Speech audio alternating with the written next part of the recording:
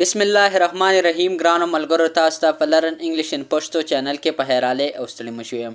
ملګرو، په نننی کلاس کې به زه تاسو ته واز او ور زده کوم چې واز او ور څه شی دي او دا به موږ په دې خانو کې څنګه ډکو. خو چېرته موږ له څوک خالي خانې راکړي چې دا د واز او ور نه ډکې کړي، نو دا به موږ څنګه زده کوو. پهله خانې ډکو او د ویډیو په اخره کې به زه تاسو ته دا هم زده کوم. د دې لپاره به زه تاسو ته یو سپیشل ټریکس د کوم چې تاسو به واز او ور څنګه لګوئ او د کم سیز سره به لګوئ. نو راځئ چې اوس خپل نننی کلاس شروع کړو.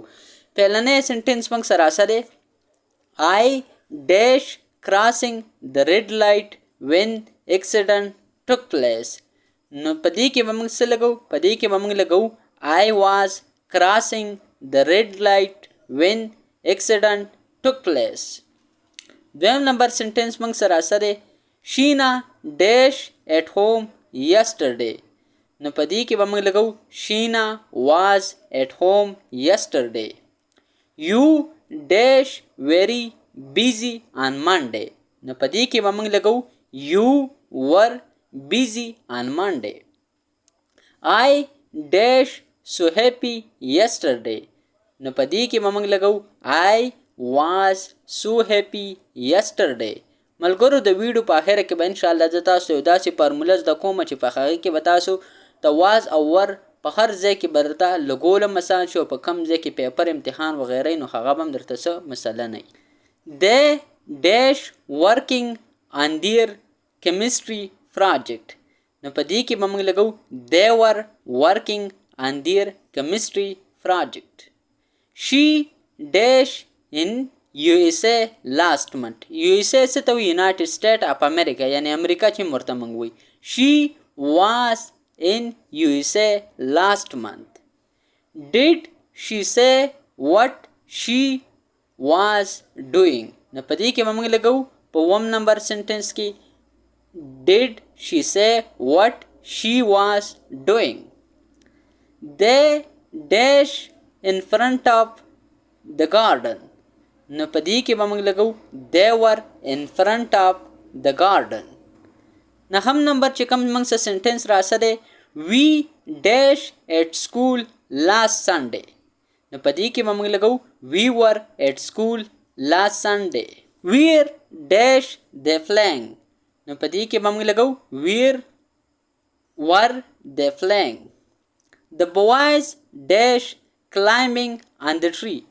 So the boys were climbing on the tree. Climbing څه ته وایي؟ Climbing د بوټي ختلو ته وایي یا کوټې ختلو ته وایي. هر شي ته چې خیږي هغې ته climbing وایي. Reena and Meena dash late for school. نو په دې کې به موږ لګو Reena and Meena were late for school. ملګرو، دا خو خالی خانې چې تاسو ته ما په دې کلاس کې وکړې. اوس به زه تاسو ته ټریکس زده کوم چې تاسو به واز او ور په کومو ځایونو کې لګوئ. نو راځئ چې کلاس هغه دویم پارټ ته ور واوړو. ملګرو، واز به موږ کومو ټکو سره لګو؟ نو واز به موږ دې ټکو سره لګو. راځئ چې اوس یې زه تاسو ته ایکسپلین کوم.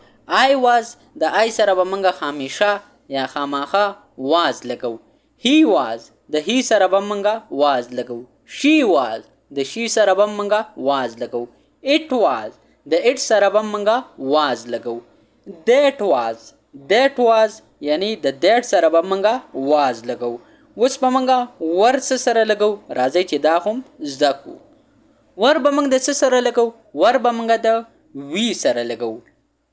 وی سره به موږ لګو We were. You سره You were. They were یعنی د دې سره به موږ ور لګو.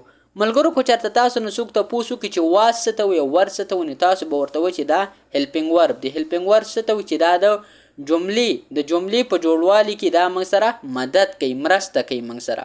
ملګرو، خو چېرته تاسو ته بیا هم په دې کې څه قسمه مسله نو تاسو ما ته په کمنټ سیکشن کې کمنټ کولی شئ. انشاءالله زه به تاسو په دې باندې په اسانه طریقې سره پوه کړم. ملګرو، نننی کلاس زموږ پای ته ورسېدو. انشاءالله تاسو سره به په یو بل نوي کلاس کې ملاقات کیږي. چرته چې هم اوسئ خوشحاله او آباد اوسئ. د خپل ځان ډېر خیال ساتئ او ما په خپلو دواګانو کې هم یاد ساتئ. د الله په امان.